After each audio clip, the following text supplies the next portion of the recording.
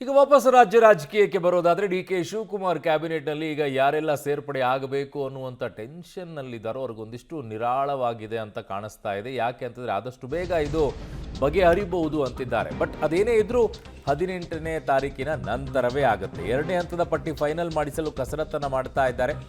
2ನೇ ಪಟ್ಟಿ ಫೈನಲ್ನಲ್ಲಿ ಯಾರಿದ್ದಾರೆ, ಯಾರಿಲ್ಲ, ಹಿರಿಯರಿಗೆ ಎಷ್ಟು, ಕಿರಿಯರಿಗೆ ಎಷ್ಟು, ಹಳಬರಿಗೆ ಎಷ್ಟು, ಹೊಸಬರಿಗೆ ಎಷ್ಟು, ಇವರೆಲ್ಲ ಲಾಬಿ ಮಾಡೋಕ್ಕಂತೂ ಶುರು ಮಾಡಿದ್ದಾರೆ. ಪಾಪ ಹಳಬರು ಲಾಬಿ ಮಾಡಬೇಕಾ, ಹಿರಿಯರು ಲಾಬಿ ಮಾಡಬೇಕಾ? ಎಂಥ ಕರ್ಮಾರಿ ಇದು. ಸಿದ್ದರಾಮಯ್ಯ ಸಂಪುಟದಲ್ಲಿದ್ದ ಉಳಿದವರಿಂದಲೂ ಕೂಡ ಈಗ ಒತ್ತಡ ತಂತ್ರ. ಈಗ ಪಬ್ಲಿಕ್ ಟಿವಿಯಲ್ಲಿ ಪೊಲಿಟಿಕಲ್ ಎಕ್ಸ್ಕ್ಲೂಸಿವ್ ಅನ್ನು ನಿಮ್ಮ ಮುಂದೆ ಇಡ್ತಾ ಇದ್ವಿ. ಹಾಗಿದ್ದಾಗ ಯಾರೆಲ್ಲ ಏನೆಲ್ಲ ಲೆಕ್ಕಾಚಾರಗಳು ಇದೆ ಅಂತ ಹೇಳಿ.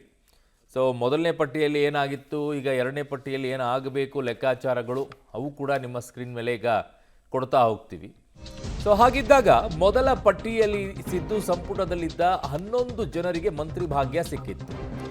ಆ ಕಡೆ ಯುಟಿ ಖಾದರ್ ಮತ್ತೆ ಯತೀಂದ್ರ ಅವರನ್ನ ಹೊರತುಪಡಿಸಿದೆ 2ನೇ ಹಂತದಲ್ಲಿ ಉಳಿದ 18 ಮಂದಿ ಮಾಜಿ ಸಚಿವರು ಸಂಪುಟ ಸೇರೋಕೆ ಈಗ ಕಾತುರದಿಂದ ಕಾಯ್ತಾ ಇದ್ದಾರೆ. Siddaramaiah, D K Shivakumar high command ಹಂತದಲ್ಲಿ ಮಾಜಿಗಳಿಂದ ಲಾಬಿ ಜೋರಾಗಿದೆ. ಮಾಜಿ ಸಚಿವರ ಪೈಕಿ ಡಿ ಕೆ ಶಿವಕುಮಾರ್ ಸಂಪುಟದಲ್ಲಿ ಯಾರಿಗೆ ಬಂಪರ್ ಆಗಿದ್ದಾಗ ತಮ್ಮ ಸಂಪುಟದಲ್ಲಿದ್ದವರ ಪೈಕಿ ಯಾರ ಪರ ಸಿದ್ದರಾಮಯ್ಯನವರು ಬ್ಯಾಟಿಂಗ್ ಅನ್ನು ಮಾಡ್ತಾರೆ. ಸಿದ್ದರಾಮಯ್ಯ ಸಂಪುಟದಲ್ಲಿದ್ದವರಿಂದ ಡಿ ಕೆ ಸಂಪುಟ ಸೇರೋಕೆ ಕಸರತ್ತೀಗ ನಡೀತಾ ಇದೆ ಅಂತೆ. ಬಟ್ ನಮಗೊಂದು ಅವಕಾಶ ಕೊಡಿ, ಅವರಿಗಾಗಲೇ 3 ವರ್ಷ ಆಗಿದ್ದಾರೆ ಅಂತ ಹೇಳಿ ಅನೇಕರು ಹೇಳ್ತಾ ಇದ್ದಾರೆ. ಸೊ ಸಚಿವ ಸ್ಥಾನದ ಆಕಾಂಕ್ಷಿಗಳ ಪಟ್ಟಿ ಇಲ್ಲಿದೆ, ನಿಮ್ಮ ಮುಂದೆ ಹೇಳ್ತಾ ಹೋಗ್ತೀವಿ. ಮಹದೇವಪ್ಪ, ಟಿ ನರಸೀಪುರ, ದಲಿತ ಸಮುದಾಯಕ್ಕೆ ಸೇರಿದಂಥವ್ರು. ಬಟ್ ಅವರು ಬೇಡ ಅಂತ ಹೇಳ್ತಾ ಇದ್ದಾರೆ ಅನ್ನೋ ಮಾಹಿತಿ, ನನಗೆ ಬೇಡ ಅಂತ. ಆರ್ ಬಿ ತಿಮ್ಮಾಪುರ್ ಹಿಂದೆ ಆಗಿದ್ದರು ಮಂತ್ರಿ. ಜಮೀರ್ ಅಹಮದ್ ಹಿಂದೆ ಮಂತ್ರಿ ಆಗಿದ್ದರು. ಎಚ್ ಕೆ ಪಾಟೀಲ್ ಅವರು ತುಂಬ ಹಿರಿಯರು, ಅವರಿಗೂ ಕೂಡ ಹಿಂದೆ ಮಂತ್ರಿ ಆಗಿದ್ದರು. ಕೆ ವೆಂಕಟೇಶ್, ಪಿರಿಯಾಪಟ್ಟಣ, ಒಕ್ಕಲಿಗ ಸಮುದಾಯ, ಏನಾಗುತ್ತೆ ಈ ಬಾರಿ ಅವರಿಗೆ. ಸಂತೋಷ್ ಲಾಡ್ ಈ ಬಾರಿ ಕಾಯ್ತಾ ಇದ್ದಾರೆ, ಅವರು ಕೂಡ. ಚಲುವರಾಯಸ್ವಾಮಿ ಅವರು ಕೂಡ ಕಾಯ್ತಾ ಇದ್ದಾರೆ. ಬಟ್ ಅಲ್ಲಿ ಮಾಗಡಿ ಬಾಲಕೃಷ್ಣ ಕೊಟ್ಟರೆ ಚಲುವರಾಯಸ್ವಾಮಿ ಅವ್ರಿಗೆ ಸಿಗುತ್ತಾ? No idea.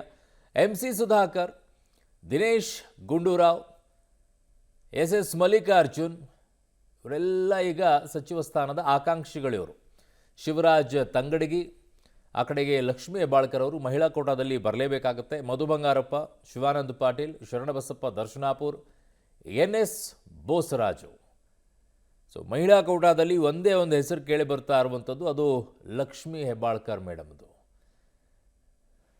ನನ್ನ ಸಹೋದ್ಯೋಗಿ ಈಗ ಮಸೂದ್ ನನ್ನ ಸಂಪರ್ಕಕ್ಕೆ ಸಿಗ್ತಾ ಇದ್ದಾರೆ. ಮಸೂದ್, ಈಗ ಹಿಂದೆ ಇದ್ದಂಥ ಮಂತ್ರಿಗಳು ಸಿಕ್ಕಾಪಟ್ಟೆ ಲಾಬಿ ಮಾಡ್ತಾ ಇದ್ದಾರೆ. ಬಟ್ ಮುಖ್ಯಮಂತ್ರಿಗಳದ್ದು 3-2 ವರ್ಷ ಅಂತೇಳಿ ಒಪ್ಪಂದ ಆಗಿತ್ತು ಅನ್ನೋದಾದರೆ ಸಚಿವರುಗಳದ್ದು ಕೂಡ ಆಗಬೇಕಾಗಿತ್ತಲ್ಲ, ಉಳಿದವರಿಗೂ ಅವಕಾಶ ಕೊಡಬೇಕಲ್ವ ಅನ್ನುವಂಥ ಧ್ವನಿ ಪಾಪ ಕಾಂಗ್ರೆಸ್ ಪಕ್ಷದಲ್ಲಿ ಬರ್ತಾನೆ ಇಲ್ವಾ? ಆಮೇಲೆ ಮಹಿಳಾ ಕೂಟಾದಡಿಯಲ್ಲಿ ಯಾರ ಹೆಸರು ಕೇಳಿ ಬರ್ತಾ ಇದೆ? ಕೇವಲ ಲಕ್ಷ್ಮೀ ಹೆಬ್ಬಾಳ್ಕರ್ ಅವ್ರದ್ದಷ್ಟೇನಾ ಅಥವಾ ಇನ್ನೂ ಯಾರಾದರೂ ಪೈಪೋಟಿಯಲ್ಲಿ ಇದ್ದಾರಾ? ಅರುಣ್, ಸಿದ್ದರಾಮಯ್ಯ ಸಂಪುಟದಲ್ಲಿದ್ದಂತಹ ಪೈಕಿ 11 ಜನಕ್ಕೆ ಈಗಾಗಲೇ ಸಂಪುಟದಲ್ಲಿ ಮೊದಲ ಪಟ್ಟಿಯಲ್ಲಿ ಸ್ಥಾನ ಸಿಕ್ಕಿದೆ. ಇನ್ನು ಉಳಿದವರು ತೀವ್ರ ಲಾಬಿಯನ್ನು ಕೂಡ ಮಾಡ್ತಾ ಇದ್ದಾರೆ. ಕೆಲವರು ದೆಹಲಿಗೂ ಕೂಡ ಹೋಗಿದ್ದಾರೆ. ಸಿದ್ದರಾಮಯ್ಯ ಮಟ್ಟದಲ್ಲೂ ಕೂಡ ಒತ್ತಡ ತಂತ್ರ ಹೇರ್ತಾ ಇದ್ದಾರೆ. ಡಿ ಕೆ ಶಿ ಅವರನ್ನು ಕೂಡ ಕೆಲವರು ಭೇಟಿ ಮಾಡ್ತಾ ಇದ್ದಾರೆ. ಹೈಕಮಾಂಡ್ ನಾಯಕರು ಭೇಟಿ ಮಾಡಿ ಕೆಲವರು ಈಗಾಗಲೇ ದೆಹಲಿಗೂ ಕೂಡ ಹೋಗ್ತಾ ಇದ್ದಾರೆ. ಇನ್ನೂ ಕೆಲವರು ಹೋಗೋರು ಕೂಡ ಇದ್ದಾರೆ. ಒಟ್ಟಾರೆಯಾಗಿ ಸಿದ್ದರಾಮಯ್ಯ ಸಂಪುಟದಲ್ಲಿದ್ದಂಥವರು ಬಹುತೇಕರು ನಾವು ಮತ್ತೆ ಸಂಪುಟ ಸೇರಬೇಕು ಅನ್ನುವಂತಹ ನಿಟ್ಟಿನಲ್ಲಿ ಸಾಕಷ್ಟು ಪ್ರಯತ್ನವನ್ನು ಪಡ್ತಾ ಇರೋದಂತೂ ಹೌದು. ಇನ್ನು ಮಹಿಳಾ ಕೂಟದಲ್ಲಿ ಲಕ್ಷ್ಮೀ ಹೆಬ್ಬಾಳ್ಕರ್ ಈಗಾಗಲೇ ಹೈಕಮಾಂಡ್ ಮಟ್ಟದಲ್ಲಿ ಪ್ರಯತ್ನ ಮಾಡ್ತಾ ಇದ್ದಾರೆ. ಈಗಾಗಲೇ ಹೈಕಮಾಂಡ್ ನಾಯಕರನ್ನು ಕೂಡ ಭೇಟಿ ಮಾಡಿದ್ದಾರೆ, ದೆಹಲಿನಲ್ಲಿ ಇದ್ದಾರೆ. ಹಾಗಾಗಿ ಅವರ ಹೆಸರು ಮುನ್ನೆಲೆಯಲ್ಲಿದೆ. ಬೇರೆ ಇತರೆ ಮಹಿಳಾ ಶಾಸಕರ ಹೆಸರು ಕೂಡ ಇದೆ, ಆದರೆ ಅವರ ಹೆಸರು ಸ್ವಲ್ಪ ಮುನ್ನೆಲೆಯಲ್ಲಿ ಇರುವಂಥದ್ದು. ಕಾದೊಡ್ಬೇಕು, ಅವ್ರಿಗೆ ಕುತೂಹಲ ಮೂಡಿಸಿರುವಂಥದ್ದು. ಅವ್ರನ್ನ ಸಂಪುಟಕ್ಕೆ ಸೇರ್ಪಡೆ ಮಾಡಿಸ್ಕೊಳ್ತಾರಾ ಇಲ್ವಾ ಅನ್ನುವಂಥದ್ದು ಬಹಳ ಕುತೂಹಲ ಮೂಡಿಸಿದೆ. ಇನ್ನು ಸಿದ್ದರಾಮಯ್ಯನವರು ಯಾರ ಪರ ಬ್ಯಾಟಿಂಗ್ ಮಾಡ್ತಾರೆ ಅನ್ನುವಂಥ ಕುತೂಹಲ ಕೂಡ ಸಹಜವಾಗಿ ಮನೆ ಮಾಡಿದೆ. ಮೊದಲ ಪಟ್ಟಿಯಲ್ಲಿ ಬಹುತೇಕ ಹೈಕಮಾಂಡ್ ಕೋಟ, ಸಿದ್ದರಾಮಯ್ಯ ಕೋಟ ಹೆಚ್ಚಿನ ಪಾಲಿತ್ತು. ಈ ಬಾರಿ ಡಿ ಕೆ ಶಿ ಮೇಲುಗೈ ಸಾಧಿಸ್ತಾರೆ. ಅವರ ಬಣದವರು ತುಂಬಾ ಜನ ಸೇರ್ತಾರೆ. ಅದರಲ್ಲೂ ಮುಖ್ಯವಾಗಿ ರಾಹುಲ್ ಗಾಂಧಿ ಅವರ ಸೂಚನೆ ಮೇರೆಗೆ ಯುವ ಮುಖಗಳನ್ನು ಕೂಡ ಸಂಪುಟಕ್ಕೆ ಸೇರ್ಪಡೆ ಮಾಡ್ಕೊಳ್ತಾರೆ. ಆ ಹಿನ್ನೆಲೆಯಲ್ಲಿ ಸಿದ್ದರಾಮಯ್ಯ ಹೇಳಿದಂತಹ ಎಷ್ಟು ಜನಕ್ಕೆ, ಅದರಲ್ಲೂ ಅವರ ಹಿಂದಿನ ಸಂಪುಟದಲ್ಲಿದ್ದಂತಹ ಎಷ್ಟು ಜನಕ್ಕೆ ಸ್ಥಾನ ಸಿಗುತ್ತೆ ಅನ್ನುವಂಥದ್ದನ್ನು ಕಾದು ನೋಡಬೇಕು. ಎಲ್ಲರೂ ಹಿರಿಯರಾಗಿರೋ ಹಿನ್ನೆಲೆಯಲ್ಲಿ ಹೈಕಮಾಂಡ್ ನಾಯಕರ ಸಂಪರ್ಕ ಕೂಡ ಇದೆ. ಹೈಕಮಾಂಡ್ ಮಟ್ಟದಲ್ಲೂ ಕೂಡ ಪ್ರಯತ್ನ ಮಾಡ್ತಿದ್ದಾರೆ. ಹೈಕಮಾಂಡ್ ಏನಾದರೂ ಶಿಫಾರಸ್ ಮಾಡುತ್ತಾ ಕಾದು ನೋಡಬೇಕು. ಆದರೆ ಡಿ ಕೆ ಶಿವಕುಮಾರ್ ಅವರಿಗೆ ಮೊದಲ ಹಂತದ ಸಂಪುಟ ರಚನೆ ಆದಾಗ ಅವರಿಗೆ ಕಂಪ್ಲೀಟ್ ಆಗಿ ಅವ್ರ ಹ್ಯಾಂಡ್ ಓವರ್ ಇರಲಿಲ್ಲ.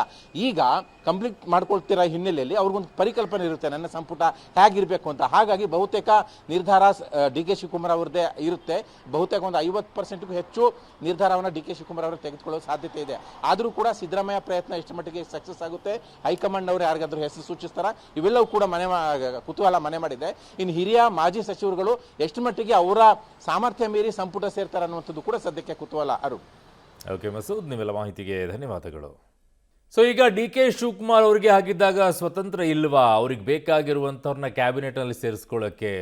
ಪೂರ್ಣ ಪ್ರಮಾಣದಲ್ಲಿ ಅಲ್ಲದೆ ಇದ್ರು ಸ್ವಲ್ಪ ಪ್ರಮಾಣದಲ್ಲೂ ಇಲ್ವಾ? ಯಾಕೆ ಅಂತಂದರೆ ಮೊದಲನೇ ಹಂತದಲ್ಲಿ ಸಿದ್ದರಾಮಯ್ಯನವ್ರ ಕ್ಯಾಬಿನೆಟ್ನಲ್ಲಿ ಇದ್ದವರೆಲ್ಲ ಆಲ್ಮೋಸ್ಟ್ ಆಲ್ 11 ಜನರನ್ನೆಲ್ಲ ಸೇರ್ಪಡೆ ಮಾಡಾಗಿತ್ತು. ಹಾಗಿದ್ದಾಗ ಡಿ ಕೆ ಶಿವಕುಮಾರ್ ಬಯಸಿದಂಥವರಿಗೆ ಮಂತ್ರಿ ಸ್ಥಾನ ಸಿಗೋದು ಡೌಟಾ ಅನ್ನೋ ಪ್ರಶ್ನೆಗಳು ಈಗ ಕಾಂಗ್ರೆಸ್ ವಲಯದಲ್ಲಿ ಭಾಳ ದೊಡ್ಡ ಮಟ್ಟದಲ್ಲಿ ಕೇಳಿ ಬರ್ತಾ ಇದೆ.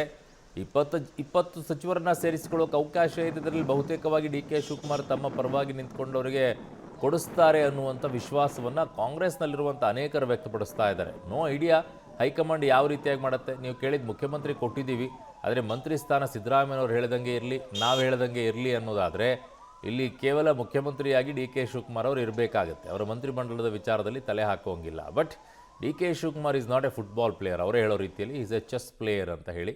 ಹಾಗಾಗಿ ಯಾವಾಗ ಏನು ಯಾವ ಪಾನನ ಮೂವ್ ಮಾಡಬೇಕು ಅವ್ರಿಗೆ ಗೊತ್ತು, ಮಾಡ್ತಾರೆ.